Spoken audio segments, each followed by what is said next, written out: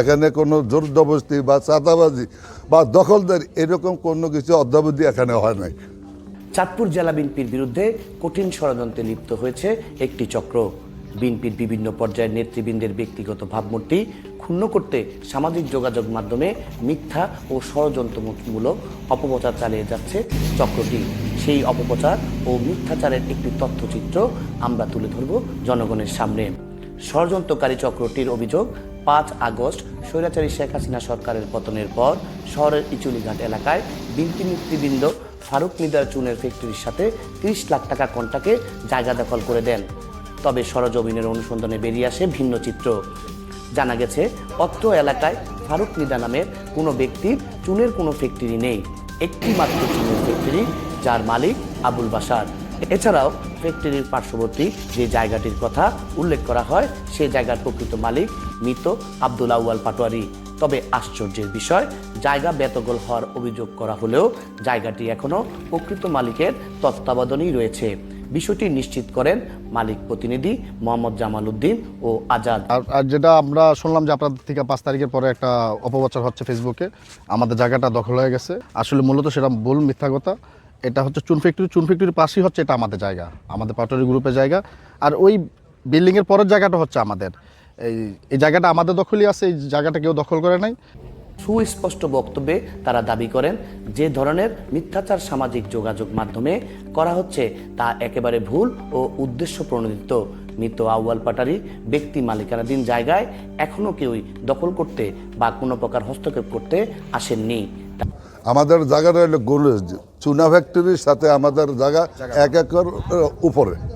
এখানে কোনো জোরজবরদস্তি বা চাঁদাবাজি বা দখলদারি এরকম কোনো কিছু অদ্যাবধি এখানে হয় নাই।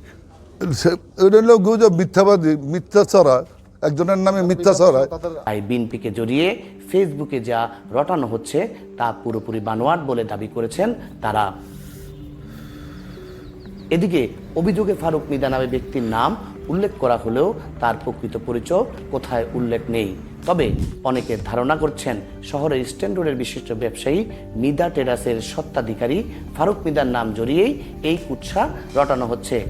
তারই প্রেক্ষিতে অনুসন্ধান টিম জানতে চান ফারুক মিদার মন্তব্য। এদিকে 30 লাখ টাকা লেনদেনের বিষয়টি জানতে পেরে হতবাক এই ব্যবসায়ী। তার দাবি, চুনের ফ্যাক্টরি তো দূরের কথা, 1% জায়গাও অত্র এলাকায় নেই তার।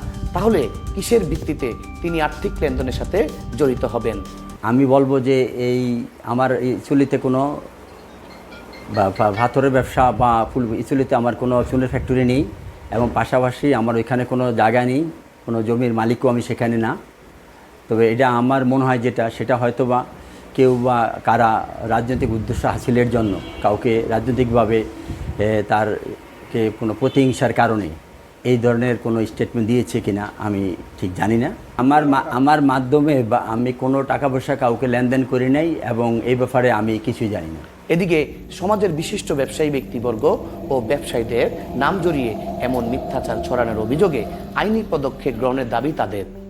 যে ভবিষ্যতে এই ধরনের কোনো কর্মকাণ্ড বা এই ধরনের কোনো কিছু স্টেটমেন্ট বা ফেসবুকে কোনো কিছু দিয়ে থাকলে আমি তার বিরুদ্ধে আইনানুগ ব্যবস্থায় যাব, কারণ এটা আমার জন্য এবং আমার ব্যবসার জন্য অত্যন্ত ক্ষতিকর।